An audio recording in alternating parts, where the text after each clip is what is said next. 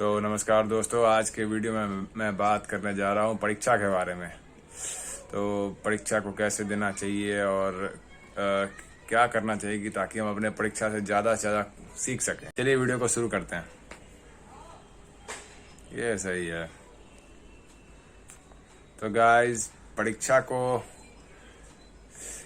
जो हम लोग देते हैं किसी भी पढ़ाई के बाद या कुछ भी सीखने के बाद जो परीक्षा देते हैं उसको एकदम प्राइवेट रखना चाहिए। कभी किसी को नहीं बताना चाहिए कि आप परीक्षा दिए हैं या देने वाले हैं या उसका रिजल्ट आ चुका है। कभी किसी को नहीं बताना चाहिए कि आपका जो परीक्षा है उसका रिजल्ट आया है, क्योंकि अगर आपको जो परीक्षा का रिजल्ट है वो किसी को बताइएगा तो वो एक स्टेटमेंट की तरह यूज किया जाएगा। अरे ये इंसान तो इतना नंबर इस एग्जाम में लाया है। वो आपके ऊपर एक ठप्पा बना देगा कि आप इतना लायक हैं।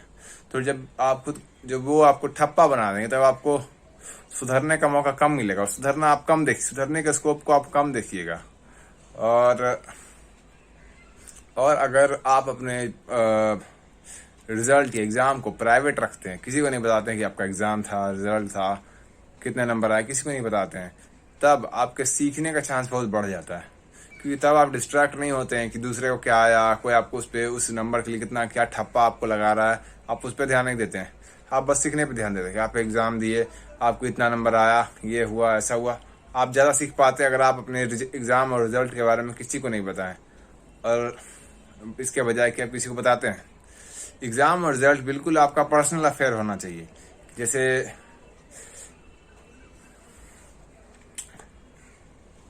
जैसे बिल्कुल किसी को भी उसके बारे में पता नहीं होना चाहिए। आपसे नजदीक से नजदीकी लोगों को भी उसके बारे में पता नहीं होना चाहिए।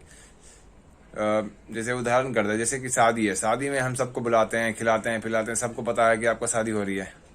लेकिन हम जानते हैं हम उससे कुछ सीख नहीं लेने वाले हैं या उसमें कुछ उसको अध्ययन करके उसको सुधार नहीं लाने वाले हैं।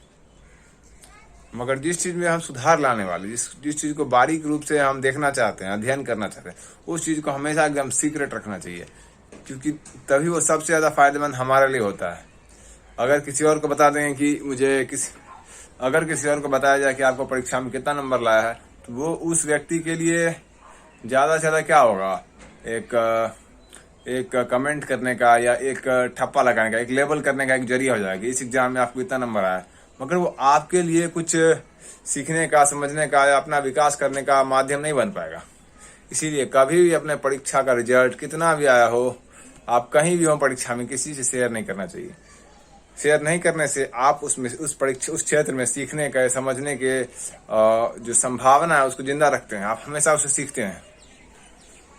अगर आपको कोई उस एग्जाम के नंबर से ठप्पा नहीं लगाता है तो आपका दिमाग खुला रहता है कि नहीं, इसमें क्या सीखने को बचा है मेरे लिए, क्या हम ज्यादा और कुछ सोच सकते हैं, क्या अलग तरीके से हम सोचे, ये सब खुला रहता है। इसके बजाय अगर आप किसी को बता देते हैं तो अगले एग्जाम होने तक ज्यादातर लोग आपके ऊपर एक ठप्पा बन के बैठे रहते हैं कि नहीं भाई, ये तो इतना ही है, ये तो इतना ही है। जबकि जिंदगी ऐसा नहीं है। जिंदगी में हम हमेशा सीखते रहते हैं, हमेशा खुद का विकास करते रहते हैं। तो इस बात का हमेशा ध्यान देना चाहिए कि अपनी परीक्षा को अपने सबसे प्राइवेट चीज बनाना चाहिए। तो माँ बाप को भी कोशिश करना चाहिए कि उनके बच्चों का जो परीक्षा है वो उनके जीवन में बिल्कुल प्राइवेट चीज हो। वो किसी को ना बताए वो कितना नंबर लाए, ये एकदम जरूरी है। और बिना आप किसी को बताए जितना ज्यादा वो एग्जाम देंगे उतना वो निखरेंगे। आज के डेट में यही बात सच है कि जितना ज्यादा परीक्षा कोई बच्चा देता है और जितना वो प्राइवेटली देता है, उतना ज्यादा वो सीखता है, उतना ज्यादा वो आगे बढ़ता है। और जितना ज्यादा उस परीक्षा और उसके रिजल्ट को पब्लिक बनाया जाता है, वो उतना ही यूजलेस हो जाता है उस बच्चे के लिए। इसीलिए इस वीडियो को इसी मैसेज के साथ एंड करते हैं कि अपने परीक्षाओं को हमेशा प्राइवेट रखिए और जिनका आप भला चाहते हैं उनके परीक्षा को भी प्राइवेट रहने दीजिए, ताकि वो ज्यादा से ज्यादा उस परीक्षा से सीख सके। और इसके साथ मैं ये जोड़ना चाहता हूँ, कभी भी उस परीक्षा को मत दीजिए जिसे आप खुद देना पसंद नहीं करते। किसी के कहने पे कोई परीक्षा देना अच्छा नहीं, क्योंकि उसमें आप सीख नहीं पाएगा। बिना इच्छा के जो भी परीक्षा आप दीजिएगा उससे आप कुछ सीख नहीं पाएगा। इसीलिए कभी भी उस परीक्षा को नहीं देना चाहिए जो आप खुद देना नहीं चाहते हैं।